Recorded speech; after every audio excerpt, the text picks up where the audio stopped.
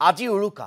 আৰু কাইলৈ গৰু বিহু ৰাজ্যৰ বজাৰত বিহুৰ প্ৰয়োজনীয় সামগ্ৰী এতিয়া উভৈনদী হৈ পৰিছে দীঘলতি মাখিয়তিৰ পৰা আৰম্ভ কৰি ঠেকেৰা লাও বেঙেনা হালধিৰে ভৰি পৰিছে ৰাজ্যৰ প্ৰায়বোৰ বজাৰ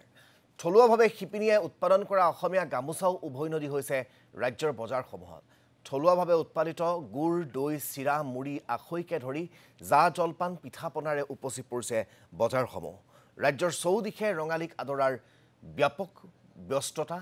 আৰু বিহুৰ আনন্দত উন্মনা হৈ পৰিছে এতিয়া প্ৰতিগৰাকী সহা অসমীয়া ভৰপক ধৰিছে বিহুৰ আখৰাই ঢোল পেপাৰ মাতত ৰজন জনাইছে চৌদিশ ৰাজ্যজুৰি এতিয়া ৰঙালীক আদৰাৰ পাৰ ভঙা উৎসাহ দেখিবলৈ পোৱা গৈছে আমি বজাৰ সমাৰসমূহৰ পৰিৱেশ আপোনালোকক দেখুৱাই গৈছো আজি যেহেতু উৰুকা আৰু কাইলৈ গৰু বিহু গতিকে গৰু বিহুৰ প্ৰাক্ষণত কাইলৈ গৰু বিহু উদযাপন কৰিবৰ বাবে পৰম্পৰাগত যিসমূহ সামগ্ৰীৰ প্ৰয়োজন অসমীয়া ৰাইজক সেই সামগ্ৰীসমূহ এতিয়া বজাৰত উভৈনদী হৈছে হিয়া লাগে আপুনি তৰাৰ পঘাৰ কথাই কক বা হিয়া লাগে আপুনি লাও বেঙেনা ঠেকেৰা দীঘলতি মাখিয়তি বা মাহ হালধিৰ কথাই কক সকলোবোৰ এতিয়া বজাৰত উভৈনদী একেদৰে বজাৰত উভৈনদী হৈ পৰিছে বিহুৰ বিভিন্ন জা জলপান পিঠাপনাৰে গুৱাহাটী মহানগৰীৰ প্ৰায়বোৰ বজাৰত এতিয়া দেখিবলৈ পোৱা গৈছে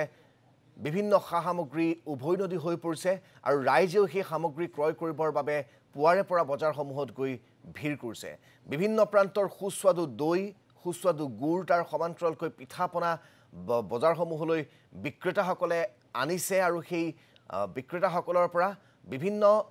প্ৰান্তৰ ৰাইজে বিচৰাৰ দৰে সামগ্ৰীসমূহ ক্ৰয় কৰিবৰ বাবে পুৱাৰে পৰা ৰাইজে বিপণীসমূহত ভিৰ কৰিছে নিজৰ পছন্দৰ মতে কোনোবাই হৰভোগৰ দৈ ক্ৰয় কৰিছে কোনোবাই ৰামদিয়াৰ দৈ ক্ৰয় কৰিছে কোনোবাই উজনি অসমত প্ৰস্তুত কৰা সেই পিঠাপনা ক্ৰয় কৰিছে মুঠৰ ওপৰত এতিয়া বজাৰসমূহত ৰাইজে ৰঙালী বিহু উদযাপন কৰিবৰ বাবে সামগ্ৰী ক্ৰয় কৰিবলৈ ব্যস্ত হৈ পৰা দেখিবলৈ পোৱা গৈছে যিসকলে কংক্ৰিটৰ মহানগৰীৰ পৰা কৰ্মব্যস্ততাৰ বাবে হেপাহৰ ঘৰখনলৈ যাব নোৱাৰিলে এই ৰঙালী বিহুৰ বতৰত তেওঁলোকে এইদৰে মহানগৰীৰ বজাৰসমূহৰ পৰাই ৰঙালী বিহুৰ বিভিন্ন সামগ্ৰী ক্ৰয় কৰি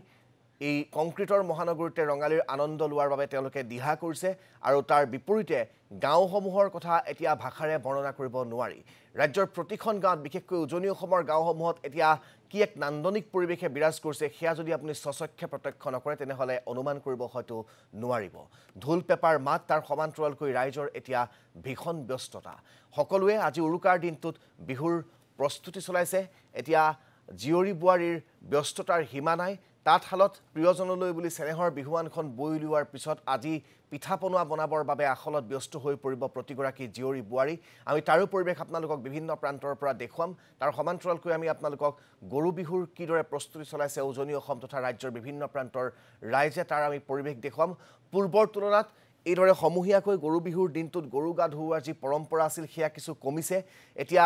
ঠায়ে ঠায়ে পানীৰ অভাৱ ঠায়ে ঠায়ে খাল বিল জান জুৰিৰ অভাৱ যাৰ বাবে ৰাইজে ঘৰতে কৃত্ৰিম উপায়েৰে গৰুক গা ধুওৱাৰ চেষ্টা কৰিব লাগে বা পৰম্পৰা ৰক্ষা কৰাৰ চেষ্টা কৰিব লাগে সমূহীয়াকৈ নৈৰ পাৰত বা জান জুৰিৰ পাৰত একেলগে সেই গাঁওখনৰ ৰাইজে গৰু গা ধুওৱাৰ যিটো পৰম্পৰা বা যি নান্দনিক দৃশ্য আছিল সেই দৃশ্যসমূহ আজিকালি বৰ সুলভ নহয় গতিকে তথাপিও ৰাইজে কিন্তু পৰম্পৰা এৰি দিয়া নাই ৰাইজে কিন্তু শিপা পাহৰি যোৱা নাই অতীজৰ পৰা চলি অহা গৰু বিহুৰ যিবোৰ ৰীতি নীতি আছে গৰুক মাহ হালধি হানি লাও ঠেকেৰা বেঙেনা ছটিয়াই গৰুৰ শ্ৰীবৃদ্ধিৰ কামনাৰে গৰু গা ধুওৱা হয় আৰু তাৰ পিছত সন্ধ্যাৰ বেলালৈ গৰুৰ গোহালিত জাক দিয়া হয় আৰু তাৰ লগতেই তৰাৰ পঘা বান্ধি দিয়া হয় আৰু গৰুৰ বা